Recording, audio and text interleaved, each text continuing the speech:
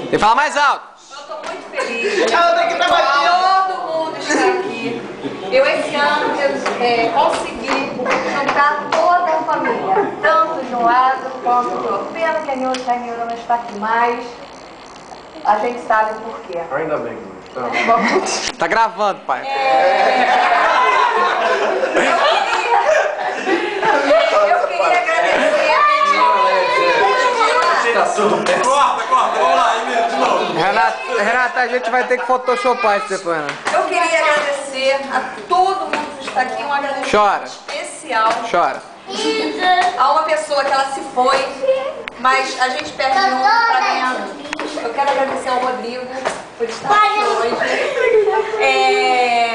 Por perdas de anos que nós perdemos contato, que infelizmente a vida fez com que a gente não se aproximasse, mas que eu quero que ele entenda que ele seja muito bem-vindo a essa família, que você, Rosa, que você, Rodrigo, não percam esse contato com a gente. Eu não quero todos esses anos que foram perdidos, eu, meu irmão, que sejam todos eles recuperados com falhas, e todos eles que souberam o que realmente estava acontecendo. E eu quero que todo mundo compartilhe esse momento de felicidade comigo. Minha irmã Bárbara, meu irmão Márcio, meu irmão Rodrigo e a toda a minha família. A véia. A verdade apareceu toda a minha família. Ao meu marido, principalmente, que proporcionou Tá bonito hoje. isso que está aqui.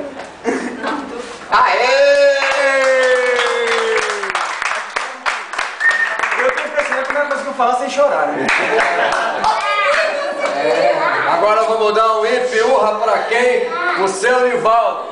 Nivaldo, ipiurra! Urra! Ipiurra! Urra! Ipiurra! Urra! Nunca a gente teve essa tradição, tudo bem. Vamos comer? Vamos comer. Agora pode